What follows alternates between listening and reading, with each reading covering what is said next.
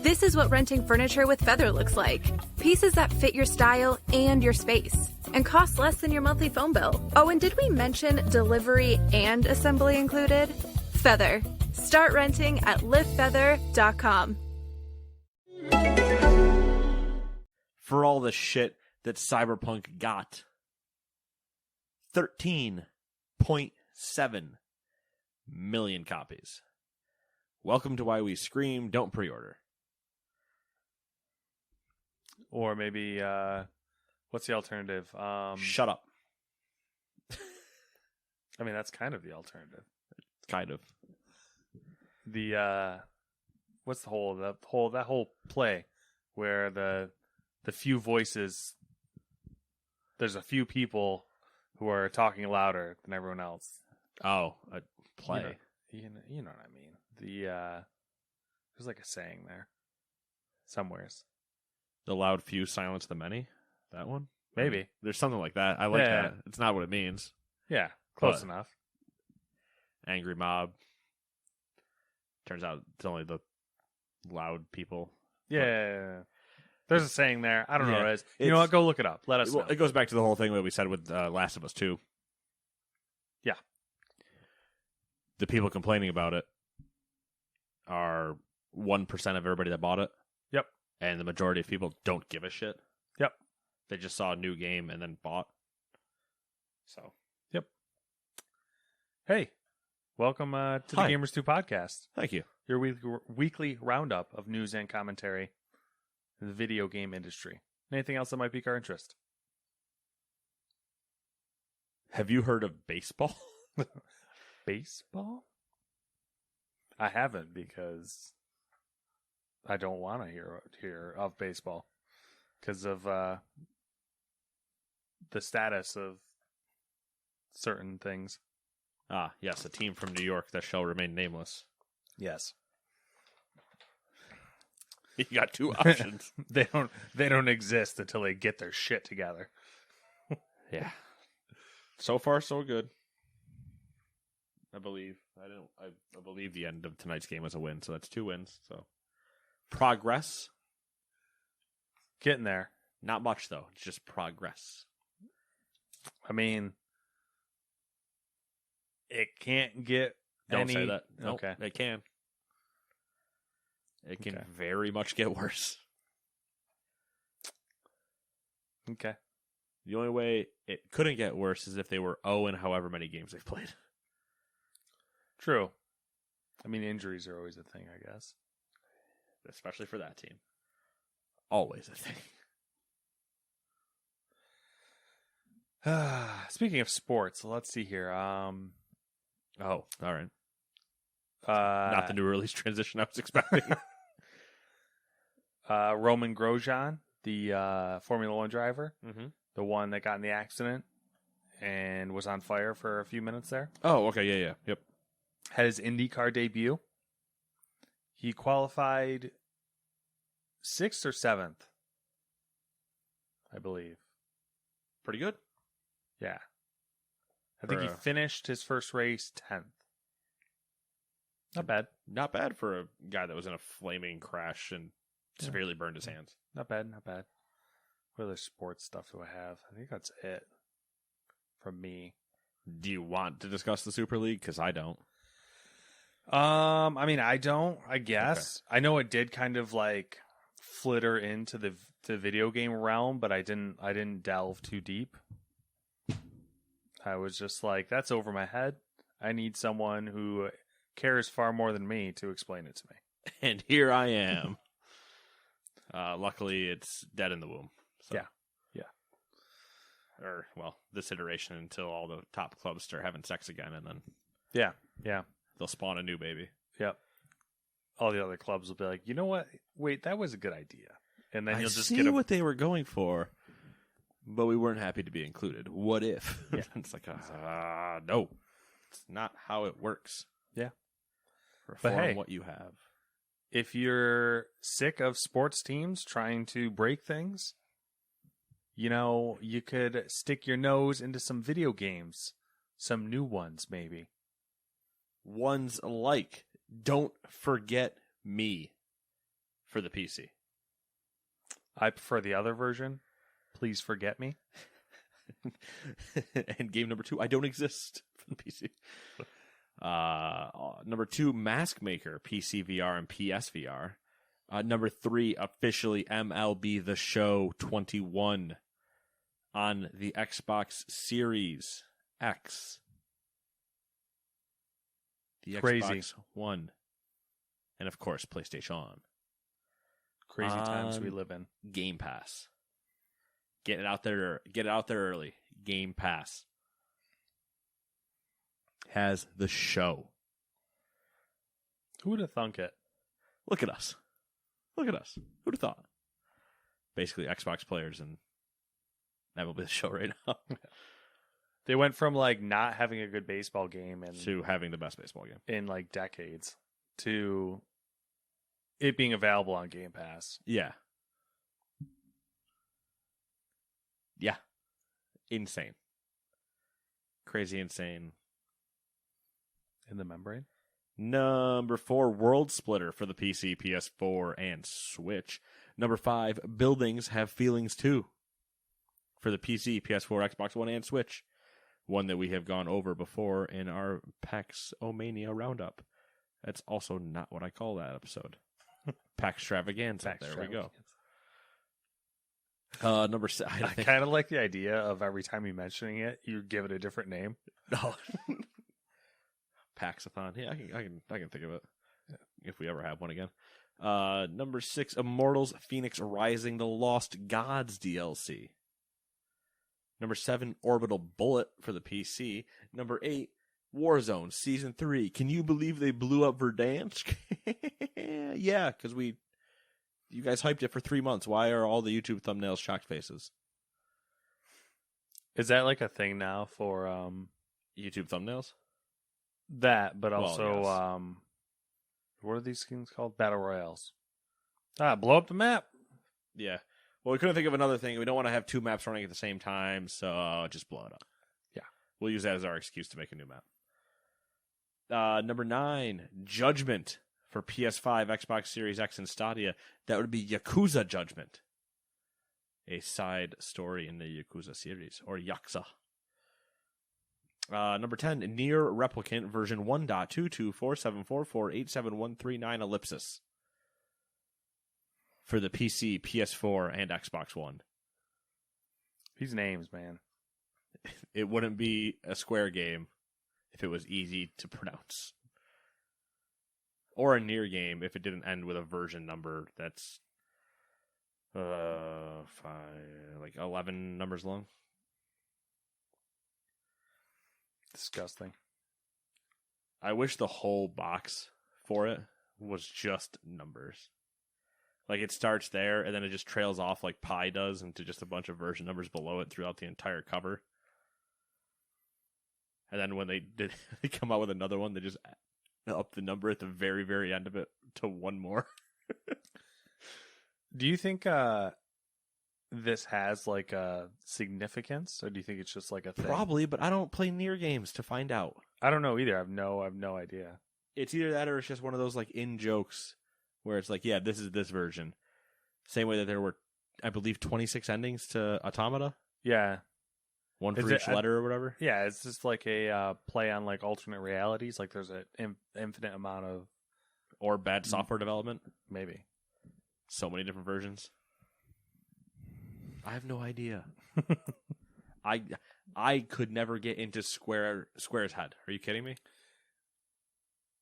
I don't want to. Yeah, that's yeah. I second that motion. Evens. You're going evens. Are you telling me I'm taking evens? I'm going evens. Okay. But also yes. So we're both evens? Same time. No one's doing odds. Is Max doing odds? Yeah, here we go, Max. You can read this. Ready? Start reading number 1. Dude, what if? What if? Yeah, then I said start reading number 1, and he just like, oh, well, you see, during a post-earning... You're like, what the fuck kind of voice is that? I know. He's insulted. I would be. If I heard that was the voice somebody gave me, I'd be like, what? Get out. It's another strike against you. I'm going to kill you in your sleep tonight. Yeah. Number 1. During a post-earnings call, CD Projekt reported spending $2.23 million on its Help Me Refund program. I don't know if I like the name of that program. Yeah, I know, right? It's kind of weird. Which included the cost of processing refund payments to customers around the world. When asked about how many copies of the game that equated to, an executive said it worked out to around 30,000 refund requests. A couple other relevant numbers. Cyberpunk 2077 sold 13.7 million copies through the end of 2020 in total. And Cyberpunk 2077 had a total budget, which I thought this was interesting, of $316 million. Both interesting. Yeah. 13.7 million copies. For a new IP. Following The Witcher 3 and all the complaints that surrounded it. Yep. I'm laughing. And you know how their games are. That's going to have a huge tail, too. Not as huge as The Witcher 3, I'm sure, but, like, it'll have a tail. Oh, yeah. So, it's also funny just when you still see that and they're like, there's another game coming, so, like, that's not Cyberpunk, but I mean, like, they're working on another game. mm-hmm. So it's like, how do numbers? No. How does this affect that game? Good? Bad? Indifferent? I don't know. Because it still sold 13.7 million copies after everybody like flamed it, because it wasn't 13.7 million on launch, obviously. Do we want to say 13.7 million times 60? Do you want to say it's going to be a $60 game, or do you want to go less than that? The next game? No, like how much the average cost of Cyberpunk was? Yeah. Average cost $53. 53. 726 million. Sounds about right. And the budget was 316 million. And that's 1 year. Not even one full year.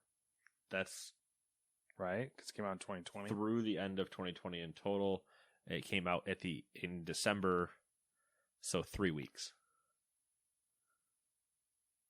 What the fuck? If they're using calendar year, not fiscal. Yeah. Then it's 3 months.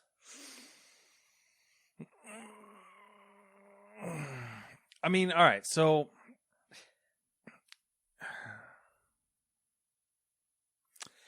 it's hard to say. 53 is on the low end. I don't know where to actually place the average, but I was thinking of like returns and used copy GameStop buys and other sales and stuff like that to try to figure out where the money.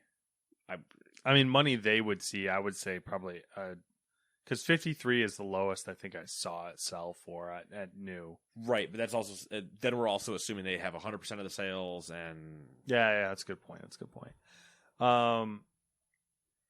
Which even then they don't, if you bought a $60 one from like Walmart, I don't think they net $53. I think they actually net less than that. I would really like to know what they anticipated they'd make. Yeah. It would be funny to see their figures because like in 2017. The ruthless businessman portion of my brain, which is very small. Small brain. Small in general, so like, microscopic for as far as that guy is for the business guy. Yeah. Would almost be like, who the fuck cares about any sort of problems I had? Like, I made double. Yeah. I'm laughing on my way to the bank. Yeah. So, like who cares? Oh, man, you guys are sad. Vote Sorry, with your I wallet. couldn't hear you. I'm doing backflips into my gold coins, DuckTale style. Yeah. There's $100 bills stuck in my ears. Yeah.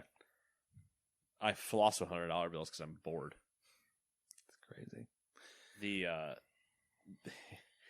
It's that, and it's also there was a quote somewhere from the Twitterverse that on the call they were asked how many of those sales, I believe, were Stadia, and the executives that were on the call laughed. Yeah, it sounds about right. There was a percentage breakdown as far as copies sold, Yeah. and it was what you'd expect. I mean, PC was, I think, like, it was over 50%, but it was less than 60. It was either like 52 or 56%. Yeah. Almost majority. Well, Yeah. Majority, but not. Yeah. Yeah. Um, That gets more interesting when I would go, okay, now break that down by launcher, because that's what I'm more curious about. Yep. I agree. That would be interesting. If I remember correctly, I think Xbox was like 17%. Then PlayStation was higher. It was somewhere in between. I have that problem a lot. Roman? It's good when there's no videos for anybody to get the reference.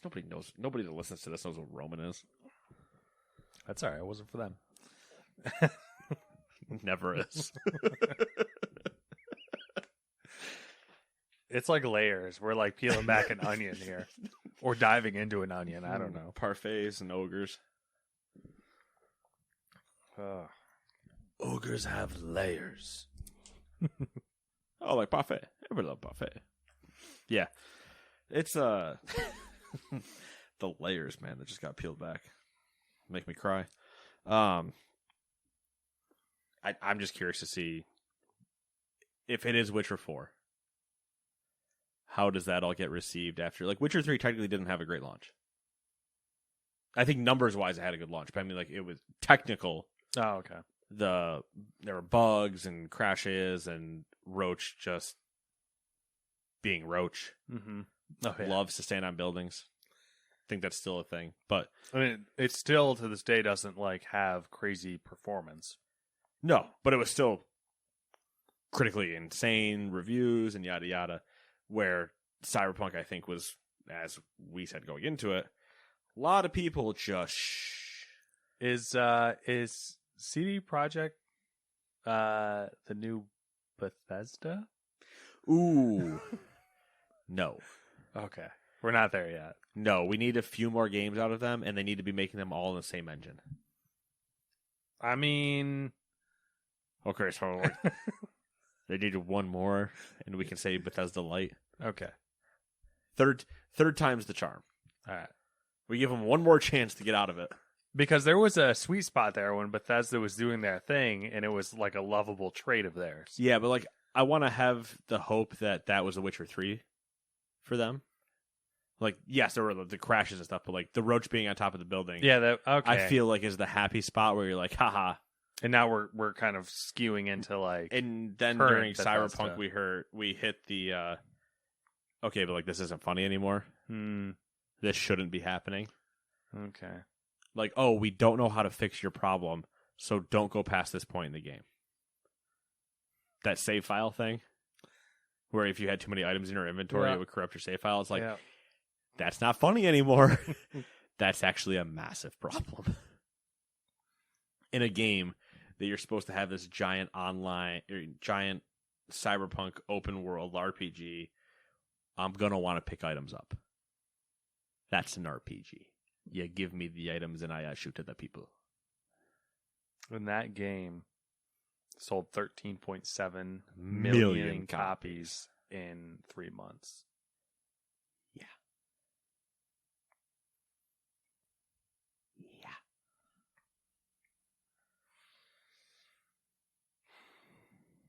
Number 2. Sony confirmed it's testing a movie and TV subscription called PlayStation Plus Video Pass in Poland. PlayStation Plus subscribers in the country will have access to a catalog of Sony Pictures Entertainment content for a limited time. Interesting? Yeah. The only thing I can think of is, and it's kind of alluding to that, is this is going to be one of those, like, kind of their way of competing with Game Pass almost, where they're just like, you get PlayStation Plus and you get access to everything Sony can offer. You want to know what part of my thought is? Yes. That's why we do a podcast. Son of a bitch. No one would pay Sony what they wanted, like rights wise, to have their properties that they own on their services. Like that weird deal they worked out with Netflix for so long or whatever was like the closest they could get to their money, and no one else was willing to pony up the money for them to host their videos somewhere else. So they just said, screw it, we'll do it ourselves. And they're starting to test it on the PlayStation before they make the Sony movie app and attempt to wonder have if like they'll... HBO Max of Sony, basically. How much is PlayStation Plus a month, do you know? For like $10? Can you buy it a month anymore? I don't think you can, but it's... So it's $60 a year? I believe that's still correct. Okay. I wonder if they will try to do something like Game Pass Ultimate, where they like charge more and bundle in like a whole slew of things, like PlayStation Now. Yeah, say Now and the video thing, and that's it. Yeah. Yeah. Like, and I don't know what their video library looks like. Yeah, that's true. To be justifiably trying to pull this move off. I guess I can read it now because it kind of like, okay, Spider-Man and yep. Yeah, Spider-Man. Venom and Venom and it's kind of relevant, so I'm going to throw it in there, but Sony is also rolling out support for 1080p streaming with PlayStation Now beginning this week. Cool. Oh, sorry. Should I be more excited? I mean, it's just the thing. Give me. I kind of was confused that it wasn't. I'm not confused. I was surprised that that wasn't already there. Also, give me PlayStation Now not on my PlayStation. Then you'd have a lot more. Yeah, whatever happened to that? Because I thought that was supposed to be a thing. Give it to me on my phone. Give it to me on this tablet. Give it to me on my PC. That was the thing. I thought that was the thing. Was you were supposed to be able to do that on like Sony TVs? Aren't you supposed to also have something else on your Sony TV now? You trying to twist the knife? I thought we went over this last week. You did. I'm not twisting no knife.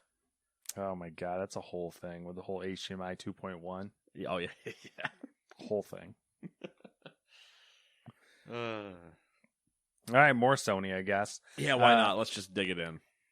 Sony has decided to keep the PlayStation 3 and PlayStation Vita digital storefronts up and running after the company's plan to close them this summer drew considerable backlash. On the PlayStation blog, Sony's Jim Ryan said, quote, "Upon further reflection, however, it's clear that we made the wrong decision here. So today I'm happy to say that we will be keeping the PlayStation Store operational for the PS3 and PS Vita devices." Yeah, a little backtracking there. There was some commentary online of the old. Well, you know, it took Microsoft less than 12 hours to turn around their decision on their whole Xbox pricing. I was like, yes, we are aware that Microsoft is currently the better of forward-facing customers. That being said, at least Sony made the decision to revert. I'm of two minds on this. At a certain point for Sony, I would have put money on it for them to just go, fuck you guys. Yeah. I mean, that's very much Sony. I'm of two minds on this. Like, the store is up. It has been up and running. Obviously, it takes resources to keep it up, but that's potential revenue they could get. At the same time, those are old fucking systems. Like, you gotta cut the cord at some point. I could definitely see cutting it for the PS3. Now, the Vita, while it is dead, yeah, long live Vita Island. Mm-hmm. We also do know that there are people still, and there have been people still developing stuff for Vita. Yeah. And I would have to look, but when's the last PS3 game that came out? Type of thing, right? So I could still see them sunsetting PS3 before Vita, but I think the Vita's the part of it that drew the ire. Yeah. Yeah. Because the Vita store was like the only way that I'm aware of without going to some asinine price place to still get games on a Vita. Like, I don't know where else.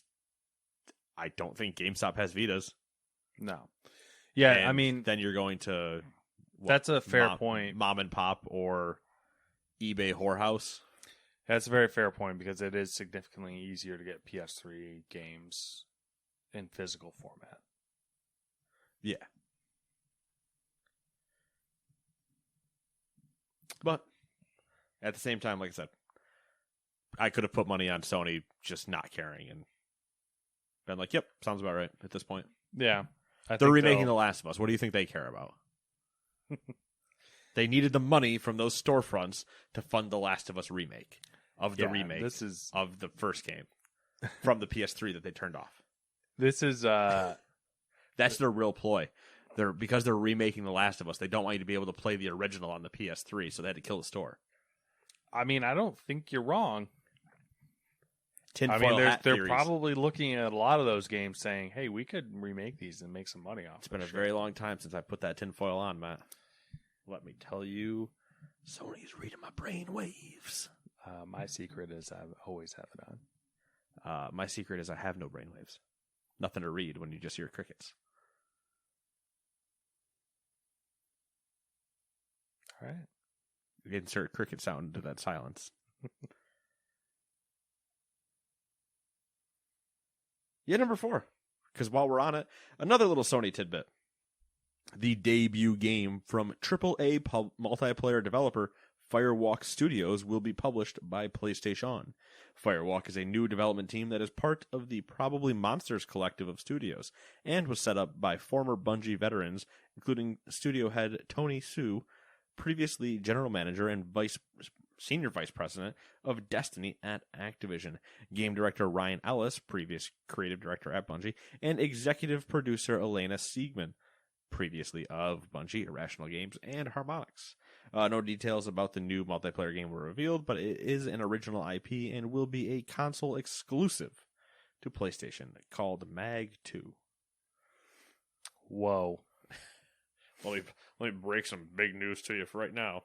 Mag 2 doesn't sell well at all. Yeah, I don't know if having a studio from a bunch of Destiny, Bungie higher ups is necessarily. Hey, there's a Harmonix person in there. That's the only redeeming. We're playing Rock Band. Only redeeming. You know what? They'd be better off doing a Rock Band. I think Rock Band MMO. Rock Band. You just get to wander the world with a guitar in your hand, and then you meet up with other people, and you're like, "Yo, we can go play a gig," and then you go show up in a town, and you're just. I'll tell you what. That's a better idea than remastering The Last of Us. Matt, I have 18,000 better ideas than remastering The Last of Us. I'll shit in my hand and hand it to the CEO and go, "You can sell this."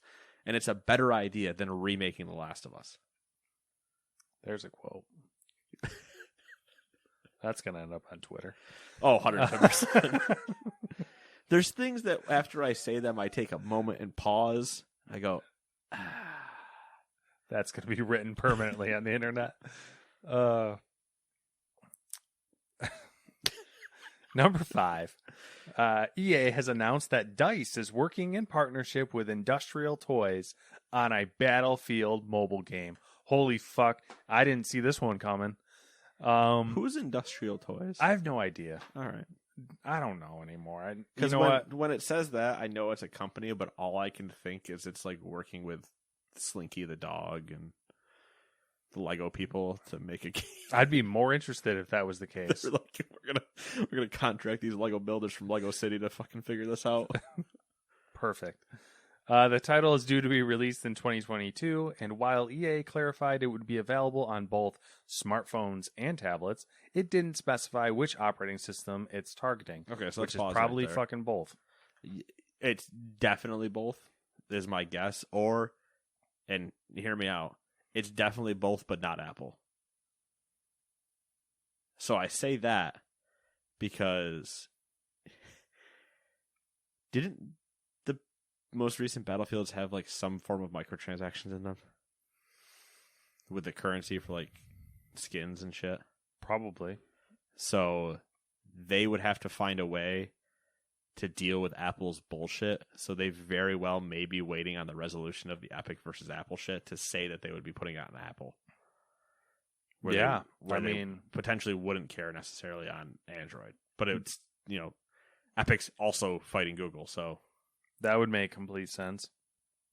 But do you remember, I think it was Battlefield 3, 4 was supposed to have that tablet component?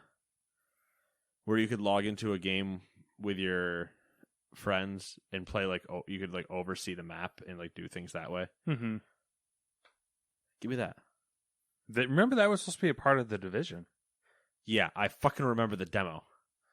Oh, hey, what's going on, guys? Oh, yeah, here, let me attack him with the drone. All right, I gotta go. See you later. Yeah, I remember the exact demo.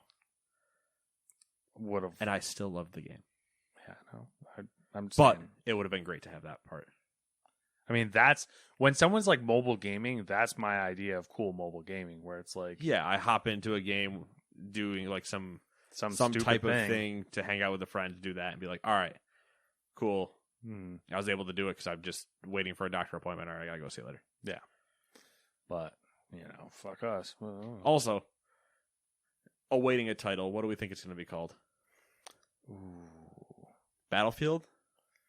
Just Battlefield Mobile?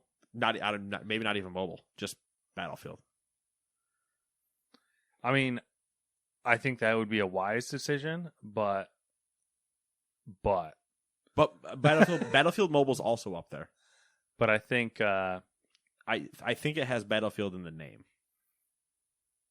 For sure. They don't make good choices, so that's true. I mean, we got to get in EA's head here. We got to get in DICE's head. Mobile game. Is it going to be some fucking future thing? It might just be Battlefield. I think we're coming back to. I think the idea is we're going back to modern. Okay, so. But I don't know if the mobile game goes back to modern or if it's even a. Hold on, I know you didn't finish reading. I'm going to skim ahead real quick. Oh shit, my bad. Yeah, no, go ahead and finish reading this, and then we'll keep going. Let's see here. Oscar Gabrielson. What a strong name. Yeah, Oscar with a K. Yeah. General manager.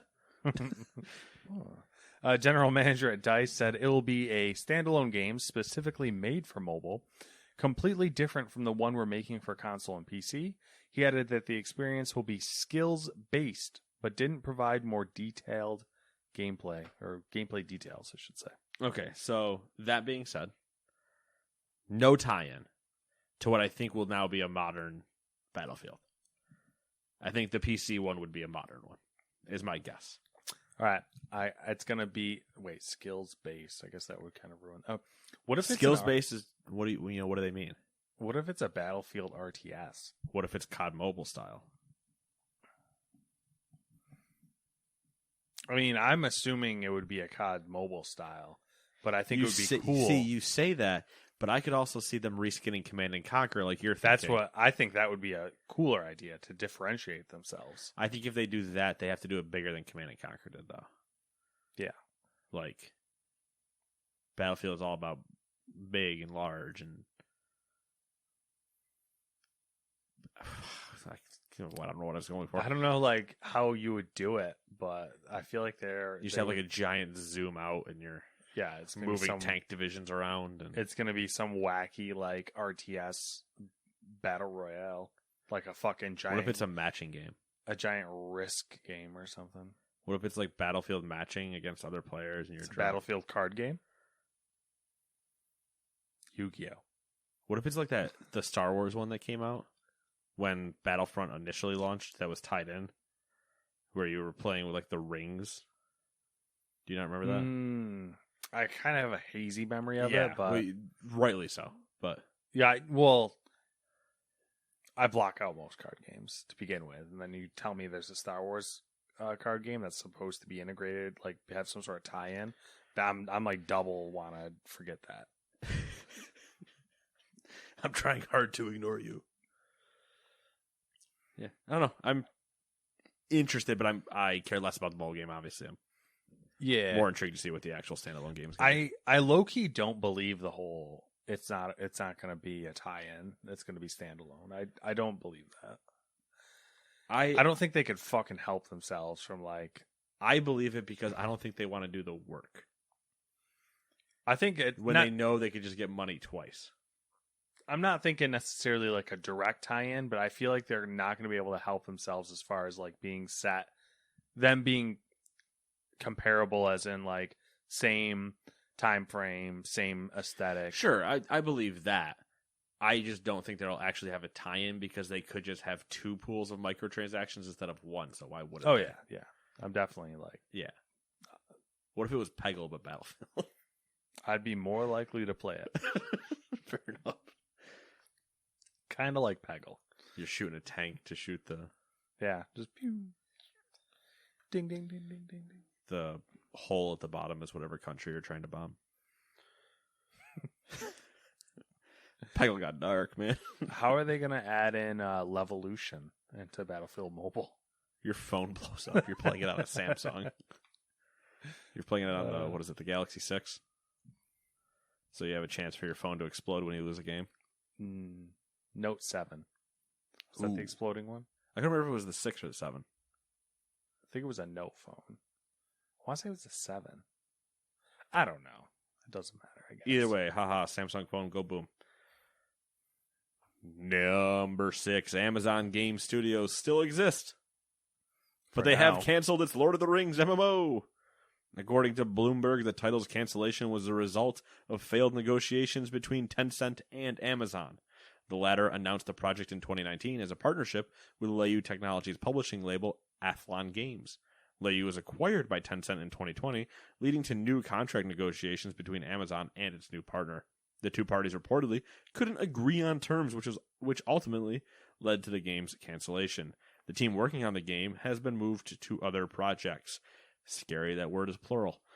In a fun coincidence, The Lord of the Rings Online is turning 14 years old this weekend. Also, the game is planning a visual overhaul to coincide with the upcoming Lord of the Rings series, ironically being produced by Amazon. It's a lot of Lord of the Rings, money, money, money, Lord of the Rings. Yeah, there's a lot going on there. Yeah, I like that they're like, okay, so we're going to take this team and move them on to other projects. The only other project I knew you guys had was New World. What else are you doing? Because I'm desperately scared for you. I'm okay with this. Okay with the cancellation of it? Yes. I mean, I was kind of like whatever about it anyway because we hadn't really seen anything, and I still love the idea of an MMO like in that world, kind of. Mm-hmm. But at the same time, like if it's not right, yeah. I'm curious about I think Lord of the Rings Online is going to have a little bit of resurgence because of this, and if they do a visual overhaul and it is decent, I think that might have a second wind of sorts. You know, I would say the same about Guild Wars. Dude, that first Guild Wars. I know. I wish the second one was anywhere near as good as the first one. That had something special. It did. I could go for an overhaul of that. Did you ever play Lord of the Rings Online? Yeah. I think I dabbled on somebody else's console for like a minute, and I was like, okay. I don't understand what's happening at all because I was... It's pretty... infantile in my online MMO things. I think I was just starting to play WoW at that point, maybe. So it was like, all right, I understand WoW. And when I say I understand WoW, I mean, I click Shadow Bolt happens, and there are other people running around. Mm-hmm. Conceptually, I have no idea what else I'm doing. It's pretty lore heavy. Which also, for me, Lord of the Rings, I didn't read the Silmarillion. Yeah. Or any of the books. So, let me say I didn't read one of the heaviest books of it all, or the other three light ones. I mean, Hobbit, yes, but Hobbit's not. The Hobbit factors in. I don't know. Yeah, I was gonna say it depends on who wants to argue with you about. Well, the Hobbit's not the Lord of the Rings because it's before the Lord of the Rings, and you're like, oh my god, it technically directly involves the Lord of the Rings. So there's something I do want to say about the Lord of the Rings Online. Okay. I am curious. the amount of players you would need for the game to be, for an MMO to be worth keeping running. Because I read an article that the developers said what their concurrent player base is. And I was shook. 100,000 people. Concurrent player base. Oh, concurrent. 32. You're not far off. I'll tell you that. I'll tell you what. That 32 is far closer to the real number than the 100,000.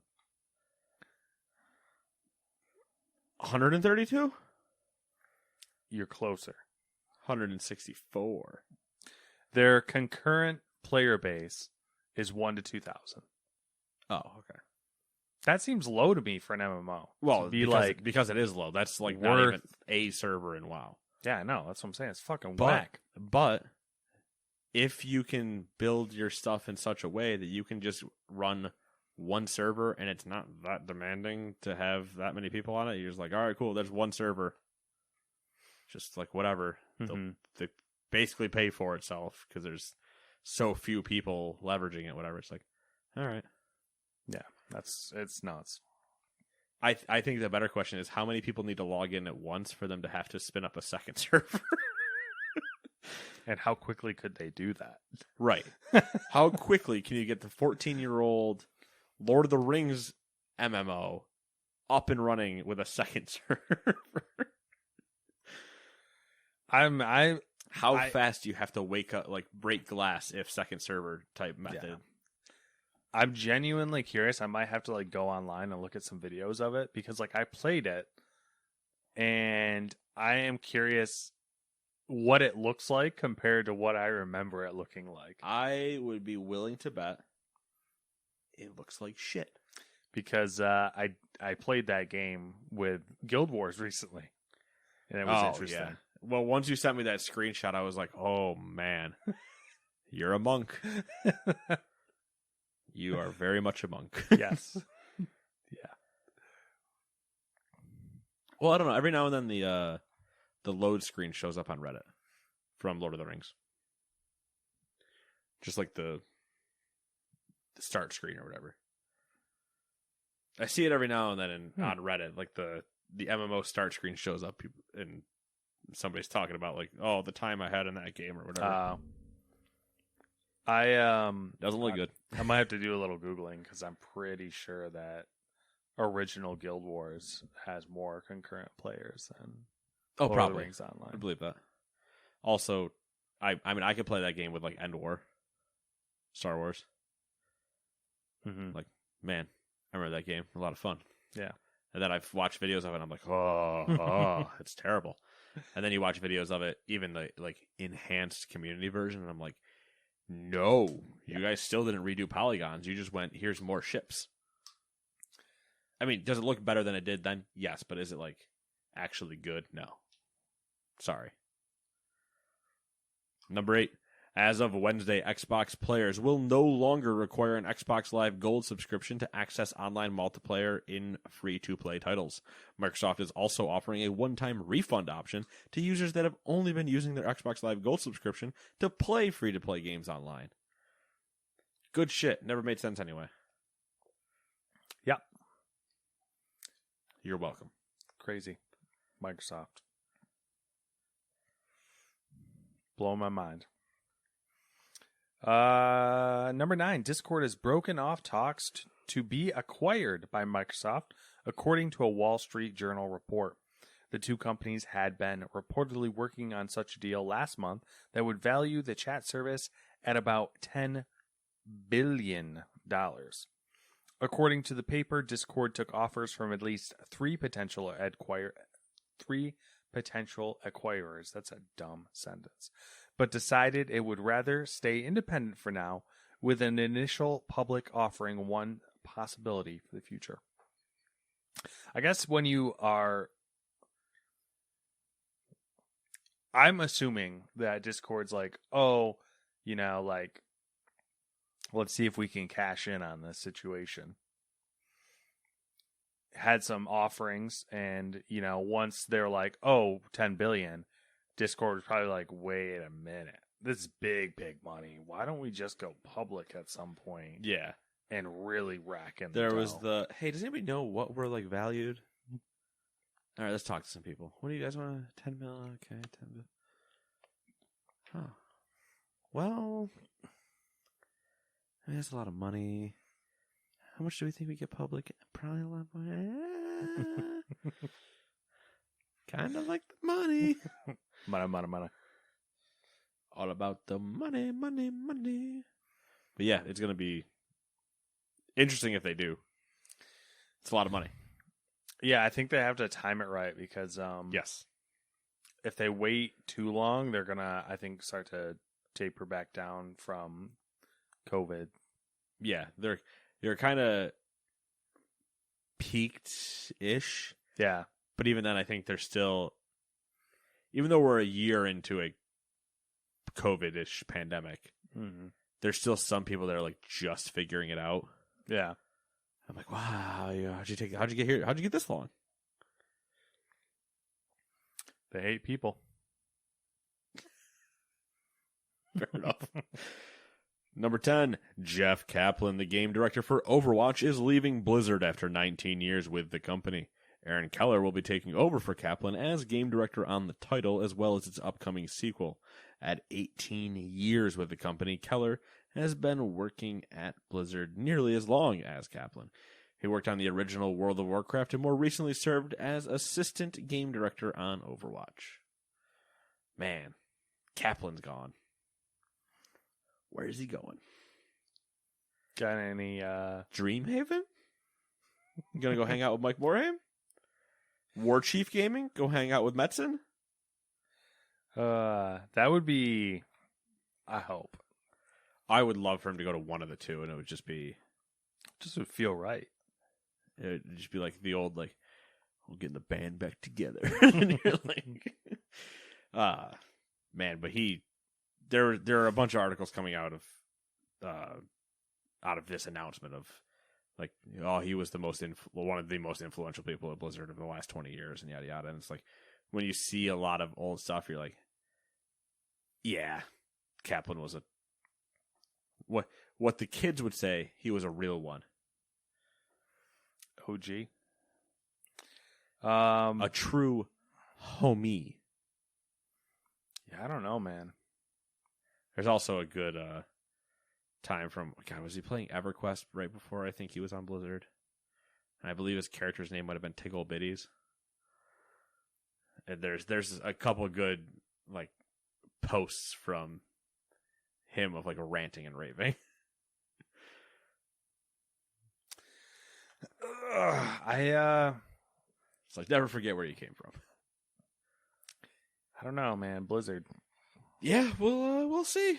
When I saw this, I was like, well, Overwatch 2 is going to be interesting. Yeah. I think how it was already going to be an interesting sell to begin with.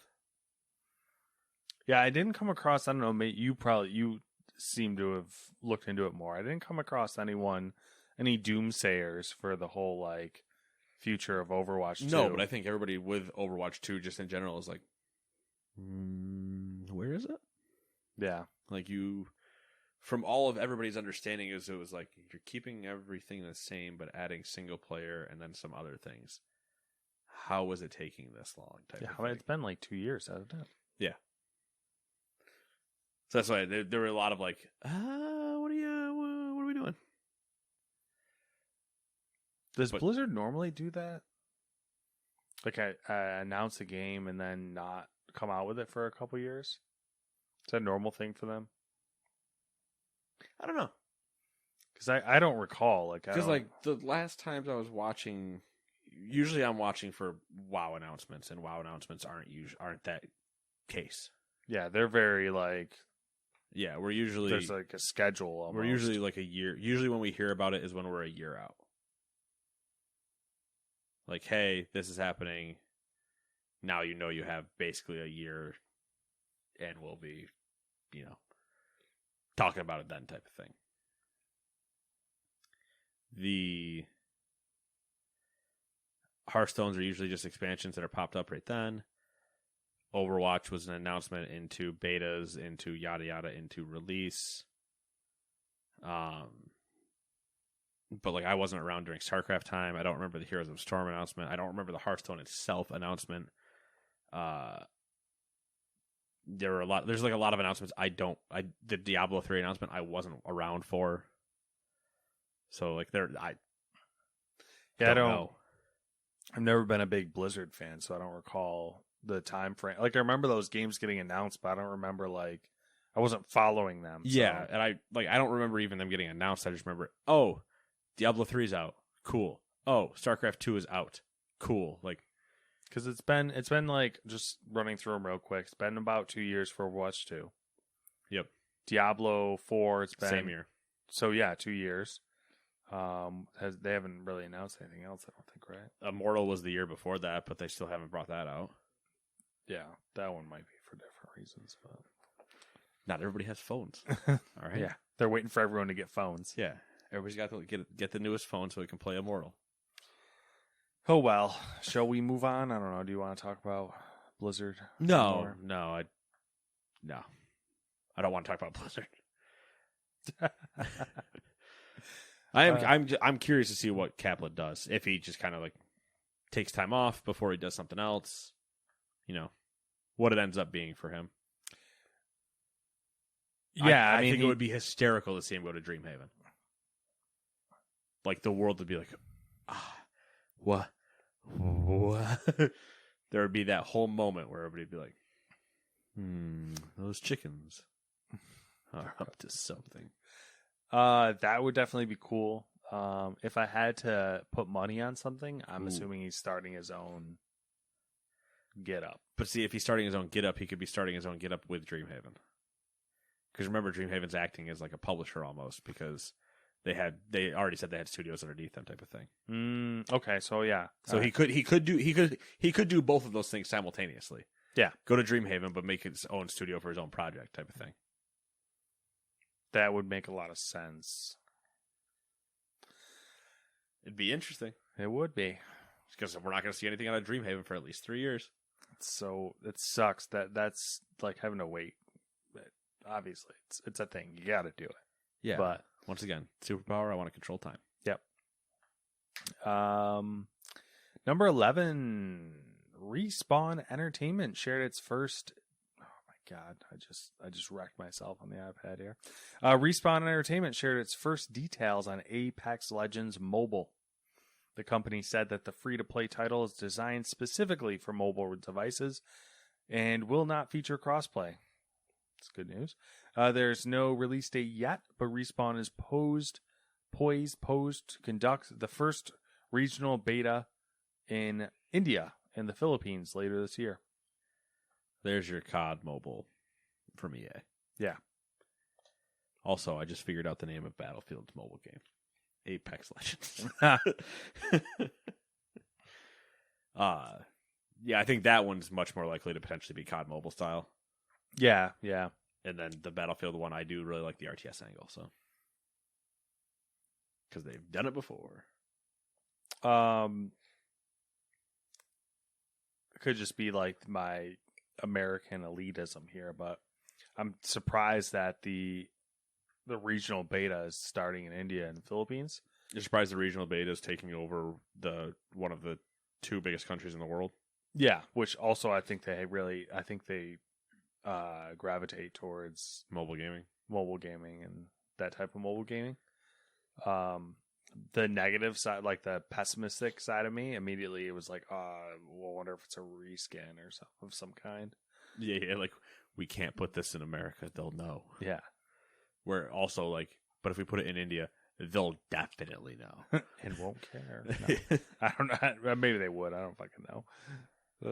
It is a I don't know a weird thing, I guess, because you wouldn't normally hear like, okay, we're starting testing in India and the Philippines. You'd be like, it's a weird spot to start. But when if you think about it just in sheer numbers, it's like, oh, that's not that weird actually. That's a lot of people. Yeah.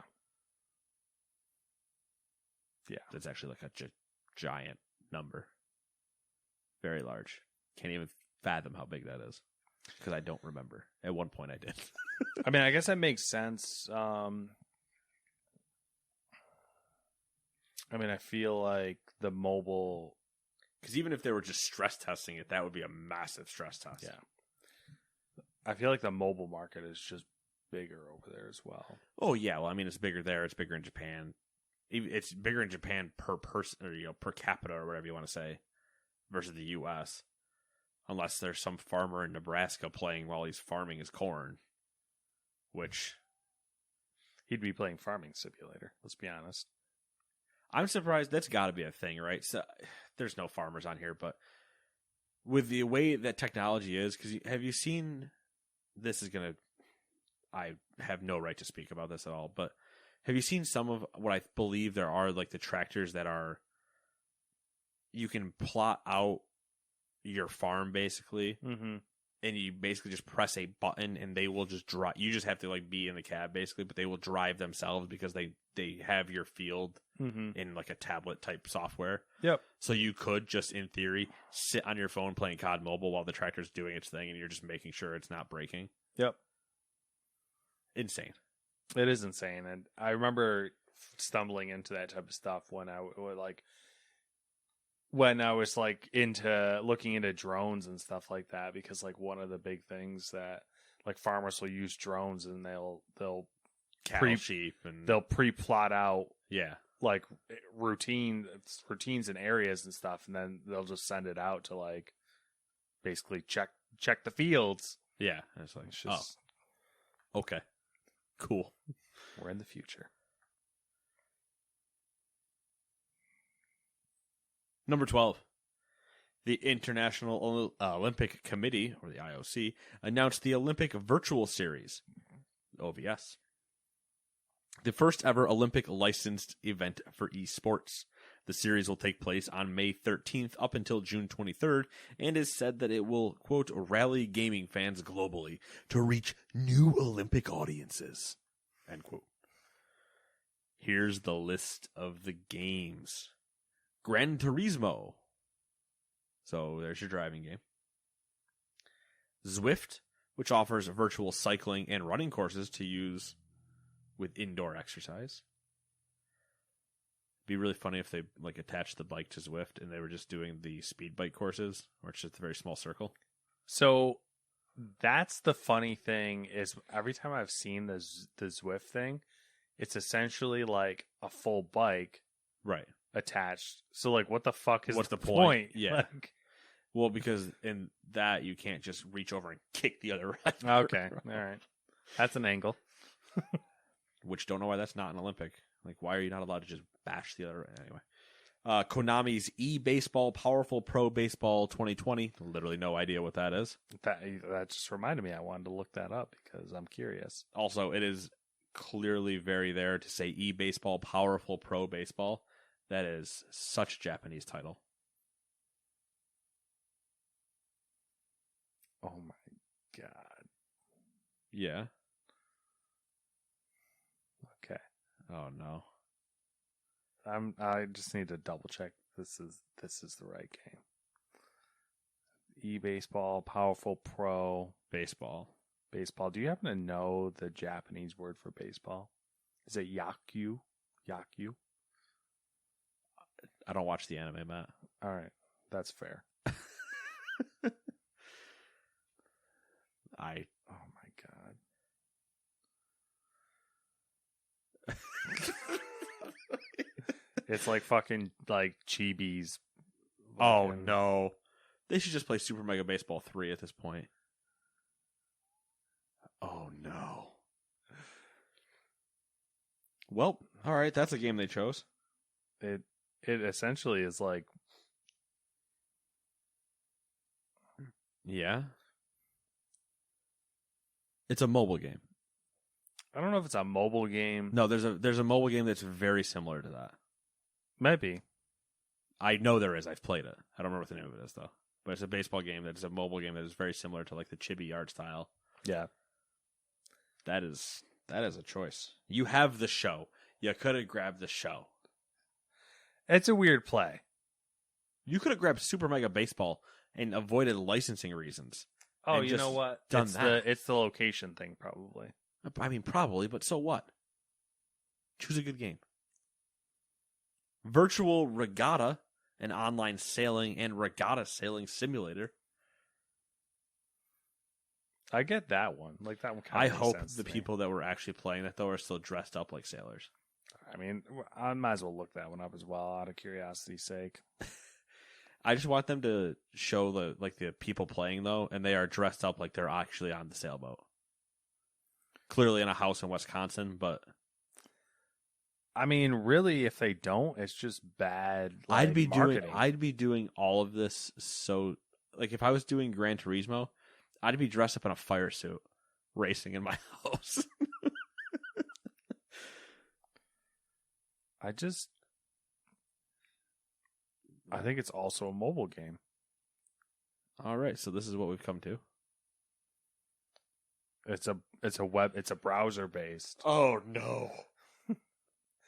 It's an online web browser sailing race simulator. Oh god! Is it like iRacing but boats? Kind of. I mean, except with iRacing's worse graphics. Well, iRacing's good. That's the problem. Oh no! Yeah. All right, cool. And then the last one is there will be a rowing competition of some sort, but there isn't really a game attached to that yet. But that'll be, interesting to say the least. I'm gonna be so disappointed if the competitors. All right, so now I'm concerned that it's really Gran Turismo, like the first Gran Turismo. Oh, ooh. It's just Gran Turismo. Is there a Gran Turismo on phones? Is there a browser-based Gran Turismo? I don't know. That's the point where we're looking at where these might have all been. These all might be browser phone games. I viscerally need the competitors to be dressed up like they're like their athlete counterparts. I feel like that's the only way to do it. Like if the guys are in Gran Turismo, they better have helmets on and full fire suits in their driving sims. Sailors, I'm expecting sunglasses, some SPF 50 sunscreen, a visor or two, don't know what they normally wear, and then whatever a sailing outfit is. Cyclists, same thing. Need a cycling outfit. Preferably one of you gets the yellow jacket at some point, just because it's the only cycling competition I understand.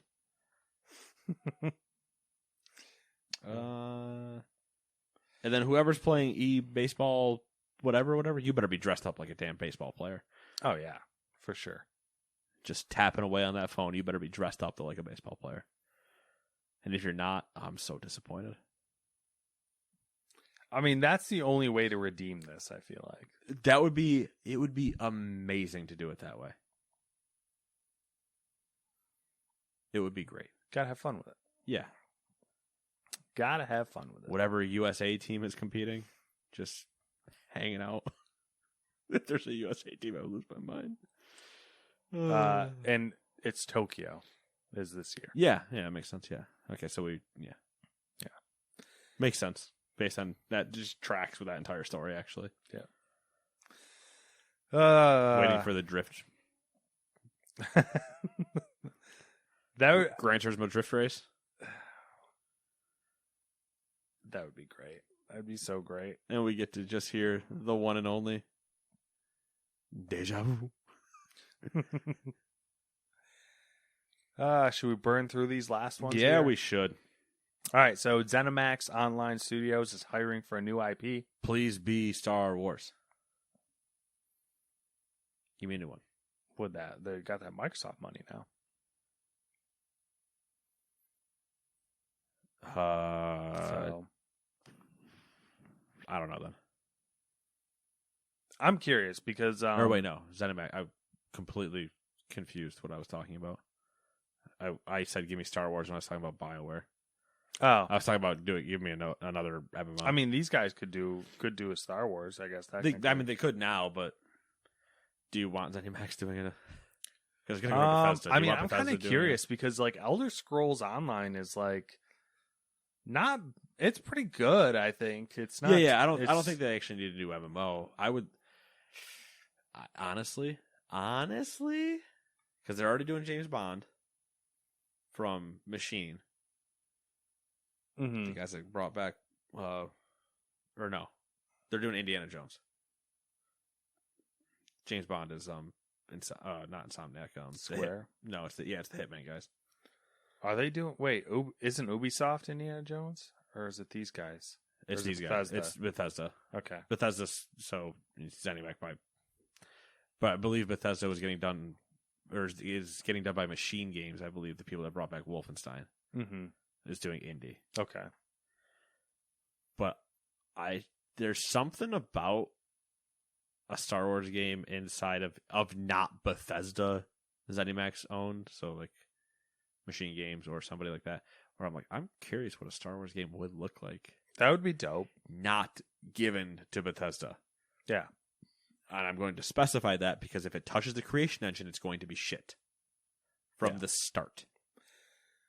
So this, I don't know, like, I'm curious because this is ZeniMax. This is specifically their online studios. So, like, does that Galaxy? I'm like weirded out by does it have to be an MMO? Could they be doing just like some type of multiplayer game? A multiplayer game or whatever.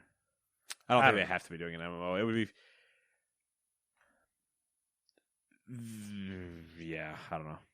As I said, well, then this theory is like, oh, you could do Fallout MMO, and I was like, yeah, 76. Yeah, I have like zero idea what this could possibly be, but it's there. So, Konami trademarked Metal Gear Rising and Castlevania. So people are assuming that there's going to be announcements coming for those games. Is it Rising? Wouldn't that be a remaster? Because wasn't that one of them already? I thought there was a Metal Gear Rising game, but I'm wondering if that's like some sort of like offshoot franchise. I wonder if it was just because they're potentially doing a remaster or like porting or something. Yeah, porting I could see that, like for Switch. Switch. Konami and they don't know what to do. Yeah, or like mobile games of some kind. Oh yeah, there you go. I think we've actually talked about this one a long time ago, but it's like making the rounds again. Sony has filed a patent for an AI that will monitor your play style and can even play your games for you. We talked about that. Like scaling difficulty, I think, was one of them. We've talked about something similar to this because I believe there was talk that EA was getting accused of putting AI in games. There was that whole talk, where they were potentially putting you against AI that was monitoring you and playing against you to certain things. Like, didn't they get sued? Didn't EA get sued for that? Yeah, they got a class action lawsuit, but then it got because they were like, you need to show us the code for what. Yeah, EA showed the people all their information and they dropped it. Yeah, so it was like this touts that line a little bit. It obviously can even play your games for you. It would be limited, I'm sure, to certain games. Yeah.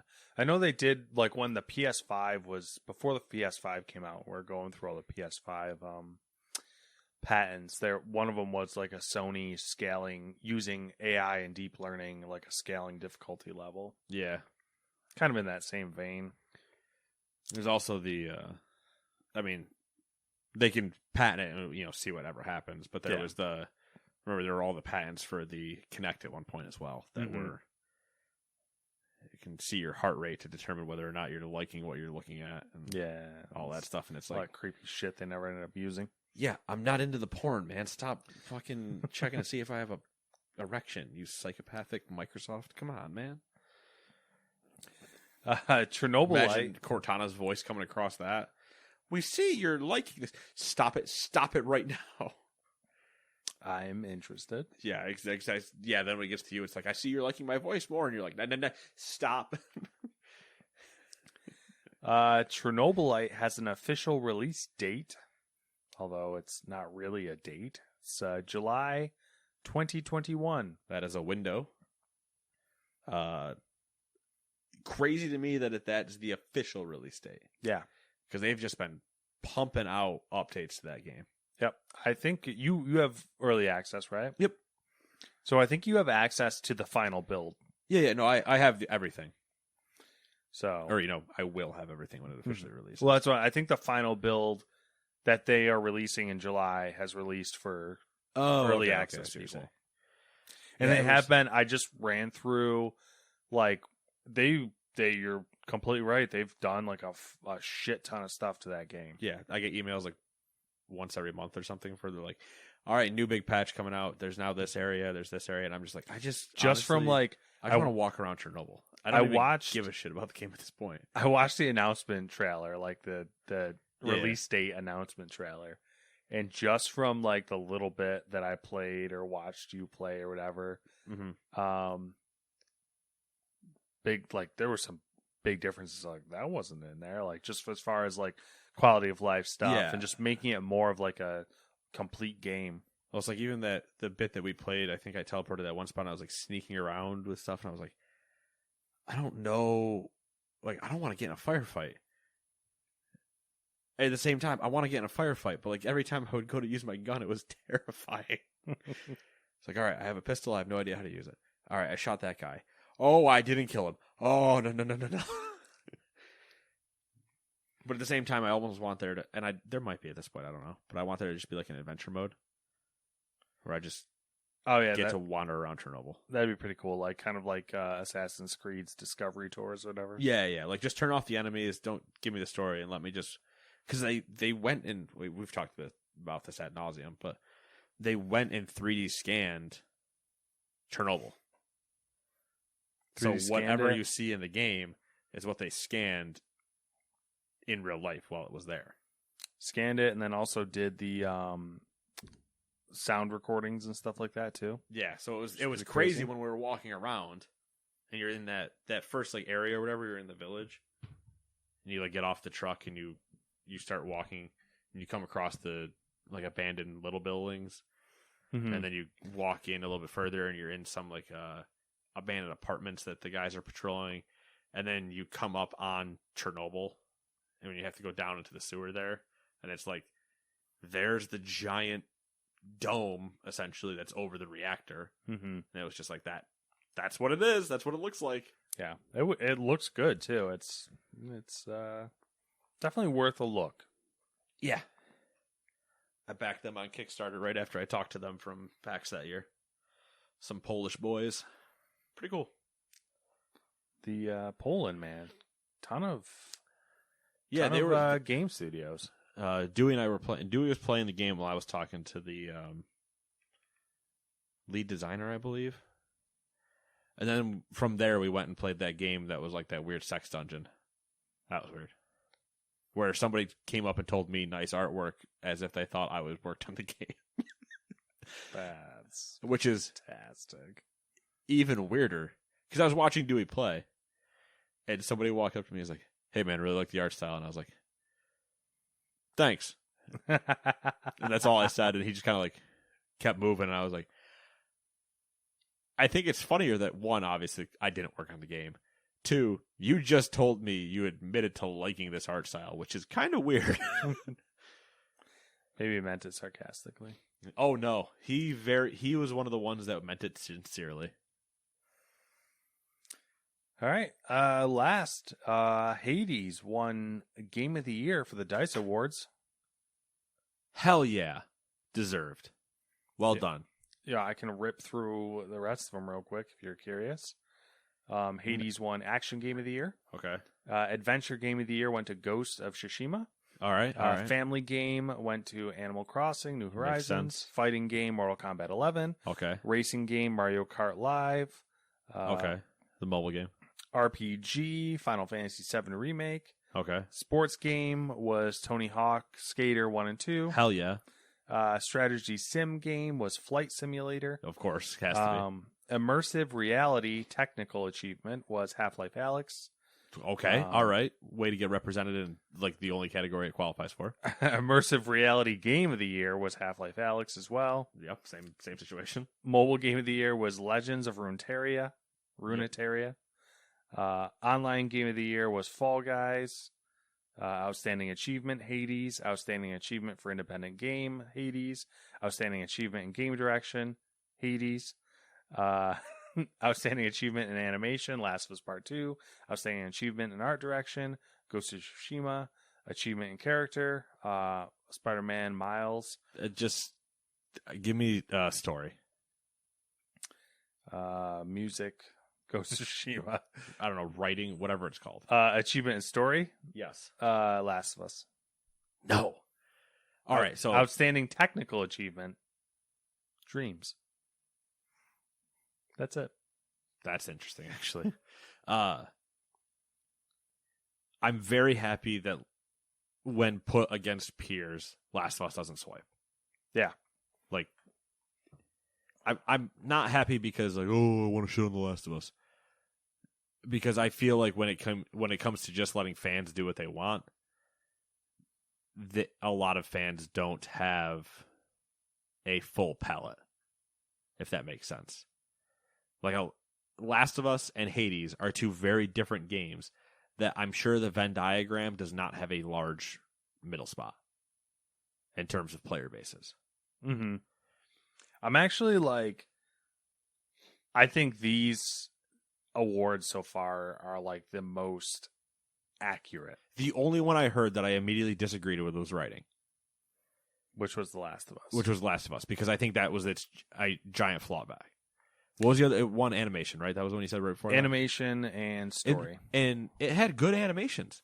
I didn't have any problem with any of its animations like freaking out. I did have situations in Ghost where sometimes I would be doing some weird thing, like just kind of like herky jerky, but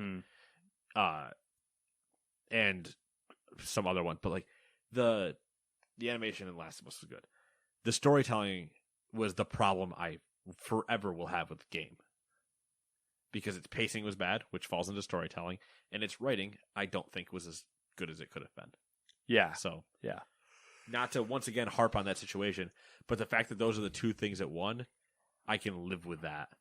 I think there's an argument to be made for story as well from a industry perspective, just because like it's kind of like the work of art situation where like, you know, like the art film house movies that you don't really want to watch, but like you're like, all right. Like I don't think the Mona Lisa is that good of a painting. Yeah, there you go. Nail. But head. I'm going to get assassinated for saying that.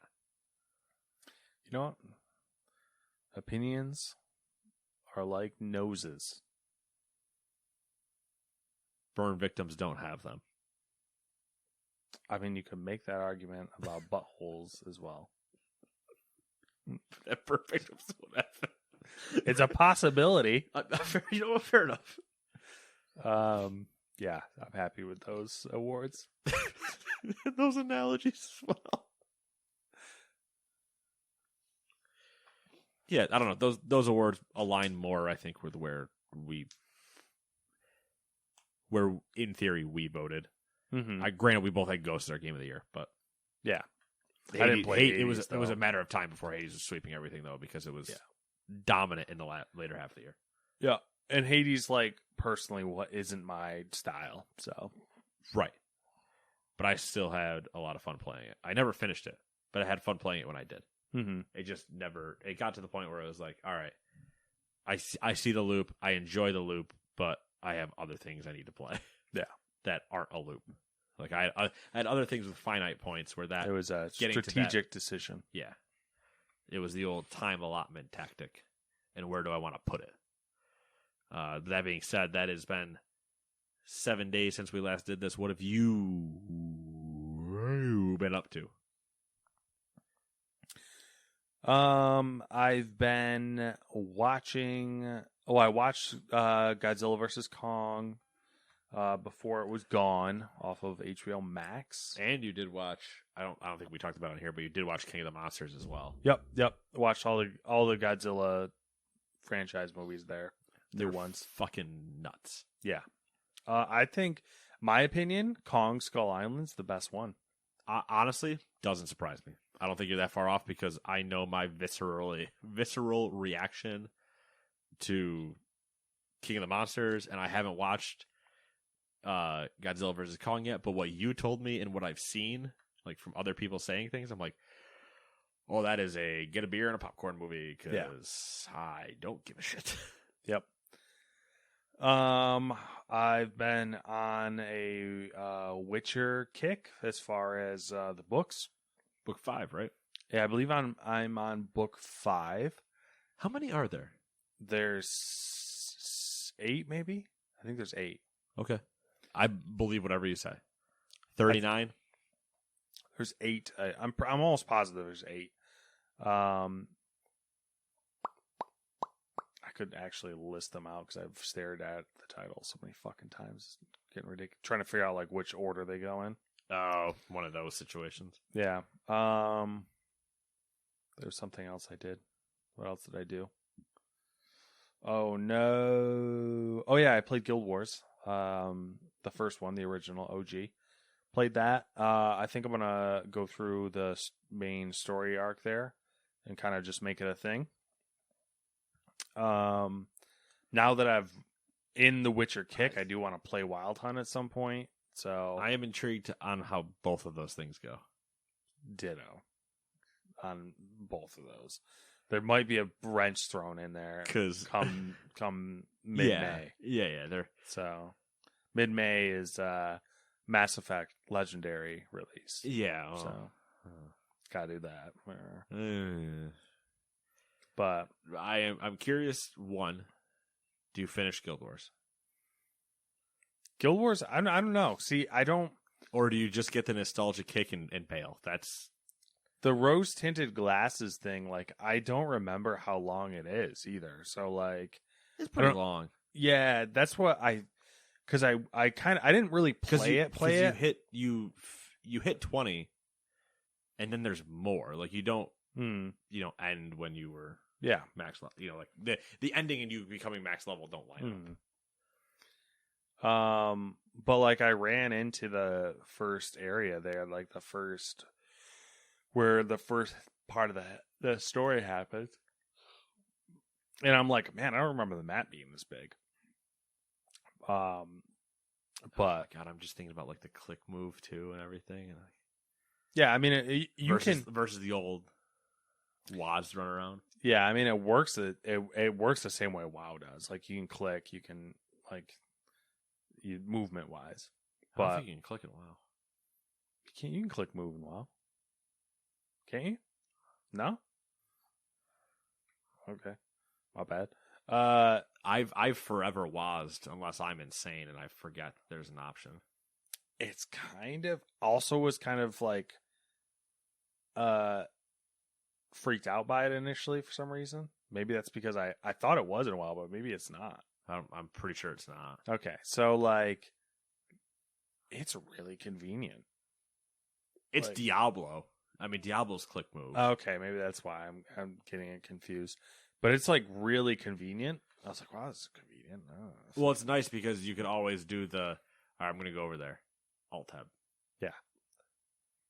What I use flight paths and numlock for. Auto run. And I just need to get there. I got to tab out and look at something else. Yeah. Or I'm going to get up and go to the bathroom. Hope I don't die. That's about it, though. So, I'm curious for Wild Hunt because what did you get in like 3 hours last time? I think is what you said when you first tried to play it. Yeah, I'm more confident now because I think part of I'm gonna get it on PC. Okay, that's what I played it on. Yeah, and I think that was one of the things. There was 2 things that really factored in when I gave up on WoW when I was on Wild Hunt when I was on also WoW. Yeah, on PS4 was I was like, this is not like it to me. It didn't feel like it would be a good console game. I was like, I really need to be playing this on PC. And then I had like no frame of reference for like how like anything with the game.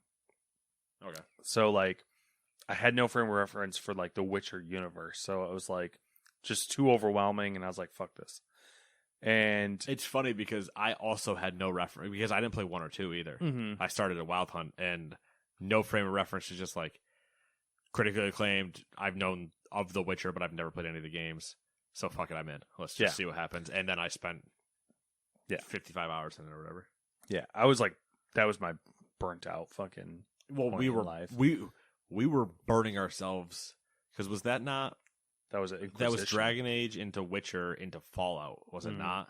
Yeah. So that was, for me, that was 170 hours combined.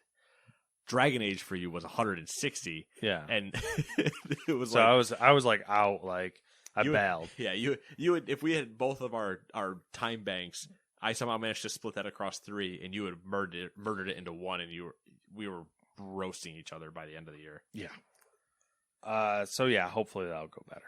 Because then we played Fallout, and it was finally you'd had enough of a break from an RPG, basically. Yeah, that was rough. But yeah, I don't know. I hope you do play it and stick with it, because I think it is a very fun game. Minus when I got killed by wolves, like in the very beginning of the game, because I was like, oh, wolves, I'll fight those. Those seem fine. I was level 1 or 2, and they were 5, and I got ass beat, and I was like, you know what? Never mind. I'll come back later. Yeah.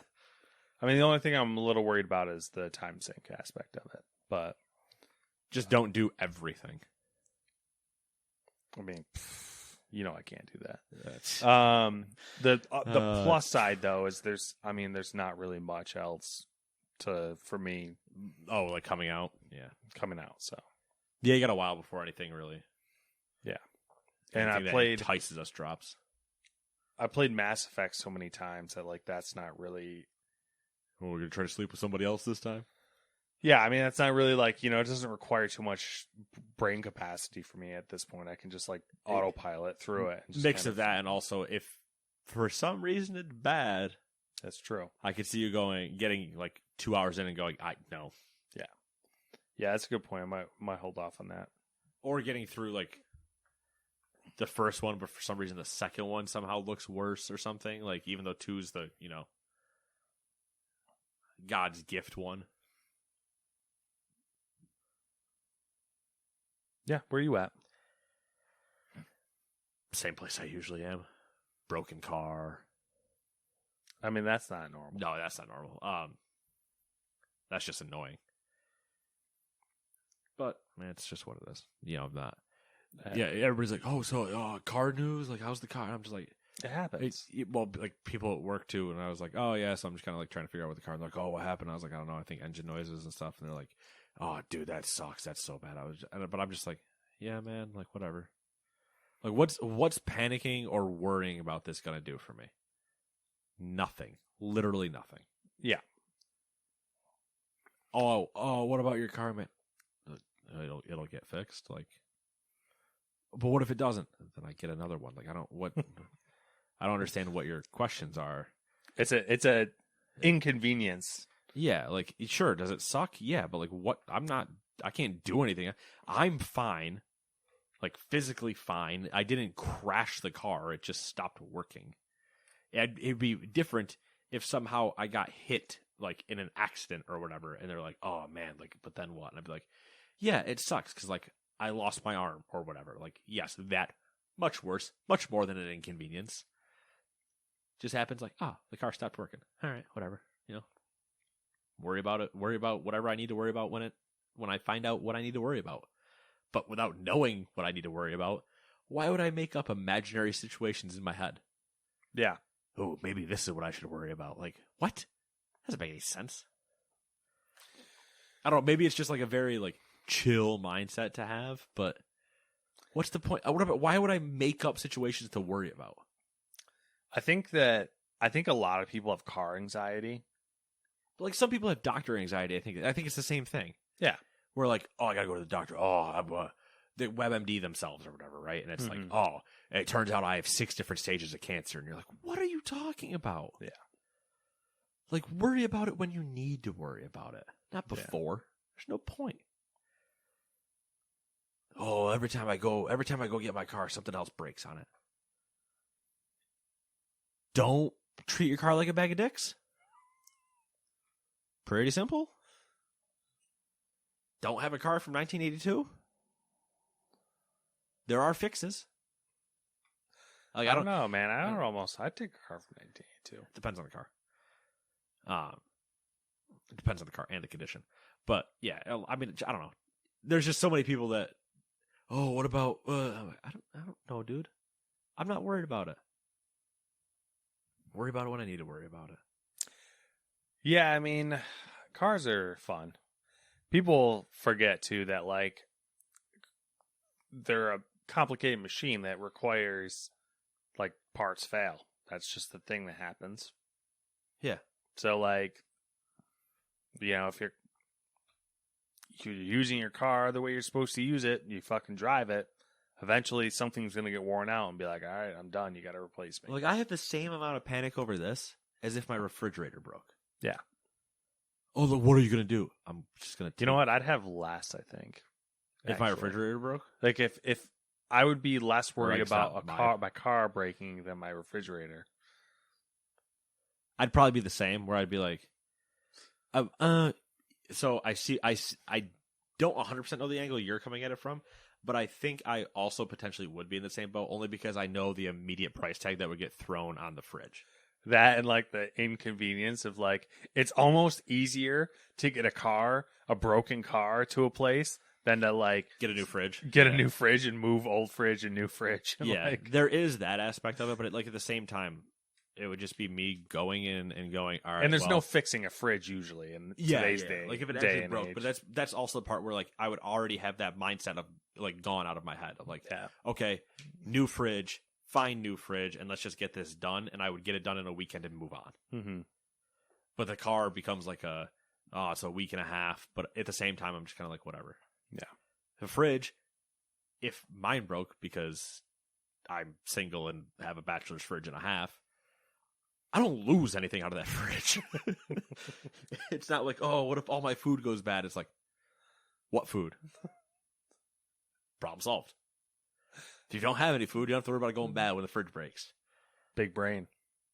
So then you just order the new fridge, move everything into it, of whatever that was, jar of pickles and like some mayonnaise, I don't know. And you put the new fridge in and you go, all right, there it is. You hope you bought at a service where they say, well, take the old fridge with you. And I'm just like, perfect. See you later. Oh, well, you have to unhook the fridge. All right. Cool. Whatever. It's a plug. I don't give a shit. Problem solved. I don't know. I just don't think I panic about a lot of things like people do. Yeah. Or some people are just so used to being like, oh, that bill's going to be $2,400. And I'm like, better fucking not be, but what's the point of me worrying about it until I see it? Why would I it's the whole thing. Why would I make up situations in my head? Yeah. Yeah, for sure. Video game wise though, which is what I think you were asking me. MLB The Show. Been a lot of the show. Yeah. Show. Rosh Hashanah. No pulled some diamonds. No game breaking bugs or anything. No game breaking bugs that I've come across. Smooth sailing. So far, it's been great. I don't know if you remember 3 years ago. I think it was 3 years ago. In one of the, I think it was 3 years ago in the show. There was a like bug where the outfielders you'd get locked into catching a ball, and it would just go right through you and hit the wall. Yep. No, I remember losing my shit to that, and obviously that got patched out, and literally the next year. But I'm so happy. That was one of the worst ones I remember of a game breaking bug, where I was like, I'm losing my mind at this. But otherwise, no, I haven't had anything that's been bad. I've pulled 3 diamonds out of packs. Pulled Tatis, Bellinger, and Shane Bieber. And I haven't spent a dime. That's just been the packs that I've gotten from doing the like XP bar thing and missions and whatever. So I was like, all right, that's pretty good. That's a pretty good start for me. Normally don't pull those, but Yeah. Normally not pulling diamonds this early. My luck's usually terrible. So, and then obviously the like free ones you get from doing the moments of the week, or the XP bar again there's the daily missions, log in every day and complete one of the they have a new moment every day. Mm-hmm. That got you Roberto Alomar and a few other ones. But I'm not counting those as like things I've pulled, because it's literally just like, do this for 4 days, get that. There's no luck in that. That's just persistence. And then WoW on the side. WoW mixed in with some Diablo, mixed in with some League. Just kind of depends on like who's on and what they want to play. Just filling time. Yeah, because like if sometimes I want to take the break from the show for a bit, so I'll come upstairs and just see what people are playing, and then hop in with whatever they're playing, and then I'm kind of at a point where WoW, where unless I'm like really bored, yeah, you're in a holding pattern. I'm not going to play it unless other people are on, kind of. Mm-hmm. But yeah, that's what it is. Still enjoying it. Still enjoy playing the game. It's just that if it's one of those where for me currently, I have